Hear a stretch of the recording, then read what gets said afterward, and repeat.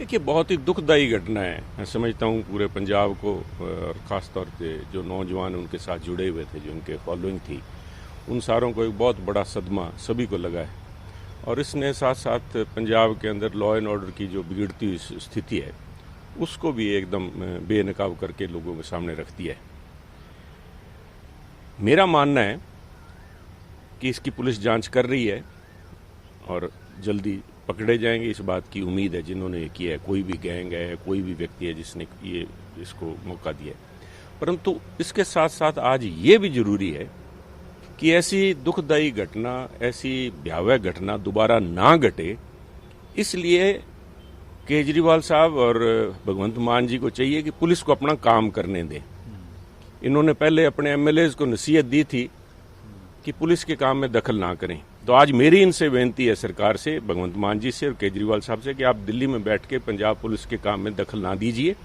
Punjab police को अपने तौर पे सभी जिन लोगों की सिक्योरिटी विड्रॉ की गई है या नहीं की गई है, एक नए सिरे से professional, non political, unbiased threat assessment उनकी की जाए।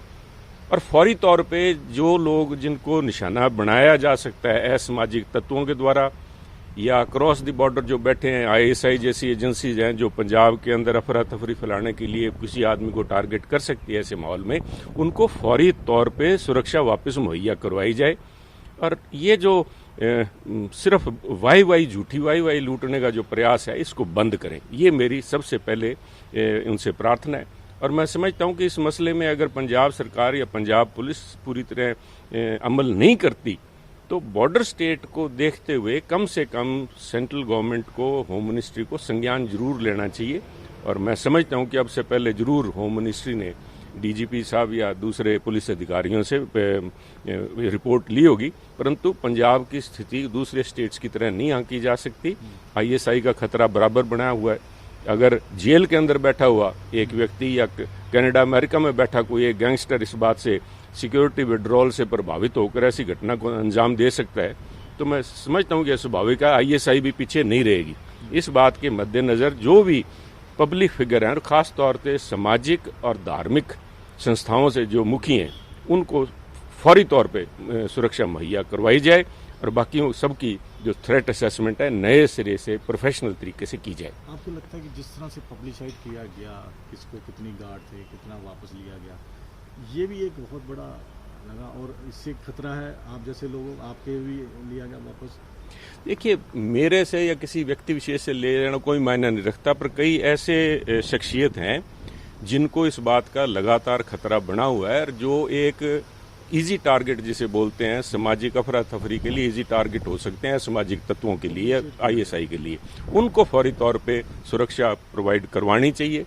अगर वो नहीं भी ले रहे तब भी सरकार की जिम्मेवारी बनती है कि इंश्योर करें कि उनके आसपास जो एरिया है, एरिया कार्डन ऑफ करके उनको पूरी सिक्योरिटी मुहैया करवाएं। जिस तरह से पब्लिसाइड किया जा रहा है सरकार की तरफ से कि इनकी सिक्योरिटी वापस ले ली, ये इसको किस तरह से? ये राजनीतिक रोटियां सेकने के लिए, लोगों का ध्यान भटकाने के लिए एक इवेंट मैनेजमेंट कंपनी बन के रह गई है आम आदमी पार्टी। सरकार चलाने की तरफ ध्यान दें और they should practice what they preach. वो कहते हैं ना, आप मियाँ औरों को नसीहत और आप मियाँ फजीयत। एमएलएज को सबसे पहला जो इंस्ट्रक्शन मुख्यमंत्री भगवंत मान जी ने दी थी कि वो पुलिस काम के अंदर दखल ना करें। और आज मैं समझता हूँ ये सिक्योरिटी जो विड्रॉ की गई है, ये सारी की सारी राजनीतिक कारणों से प्रेरित है और राजनीतिक वाई लूटने के लिए ये कदम उठाया गया है। सर, राजनीति तो इस पे चली रही है। कांग्रेस वहाँ पे जाके सारे चीफ बैठ गए हैं और वो कह रहे हैं कि अभी नहीं होगा जब तक पकड़ा नहीं जाएगा। क्या ये भी आपको समझते हैं कि राजनीति हो रही है? नहीं, राजनीति तो उसी समय होगी थी साहब जब इन्होंने लिस्ट पब्लिश की थी। राजनीति इन्होंने चालू की जिसका परिणाम जो है सिद्धू मूसेवाला जी ने उसकी अपनी जान से भुगतना पड़ा। जिस दिन आम आदमी पार्टी की सरकार ने उन 400 आदमियों की या 424 जितने आदमियों की लिस्ट अखबारों में पब्लिश की है, मैं समझता हूं उससे बड़ा पब्लिसिटी स्टंट कोई नहीं था। और उसकी कीमत भगवंत मान जी और इनकी इस मैं समझता हूं लाभ, it's a criminal negligence if not criminal connivance की वजह से ये जो कुछ हुआ है, इसका इनको खुद माफी मांगनी चाहिए और इनको स्पष्ट करना चाहिए कि क्यों ये लिस्ट पब्लिश की गई। किसने की, इसके लिए न्यायिक जांच होनी चाहिए। कैसे पुलिस की, होम मिनिस्ट्री की ये लिस्ट जो है अखबारों में, टीवी चैनल्स के ऊपर कैसे आई और क्यों की गई, ये तो कारण जो है खुद होम मिनिस्टर और जो मुख्यमंत्री हैं खुद भगवंत मान जी वही बता सकते हैं कि ये लिस्ट क्यों पब्लिश की गई। क्या सरकार के पब्लिसिटी डिपार्टमेंट ने पब्लिश की है, तो उसकी वजह बताएं क्यों की गई, क्या ये लीगल है या नहीं। इस बात के जो बनती कार्रवाई है वो होनी चाहिए।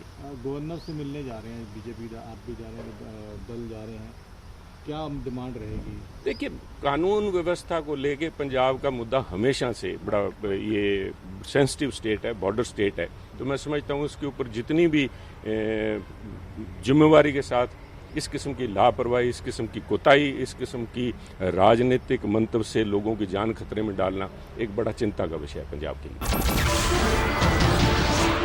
नमस्कार, मैं हूं मानक गुप्ता। अगर आपको हमारा ये वीडियो पसंद आया हो तो इसे लाइक और शेयर जरूर करें और हाँ, हमें सब्सक्राइब और फॉलो करना ना भूलें ताकि आप देश और दुनिया की कोई खबर मिस ना करें। तो जुड़े रहिए हमारे साथ और देखते रहिए News 24।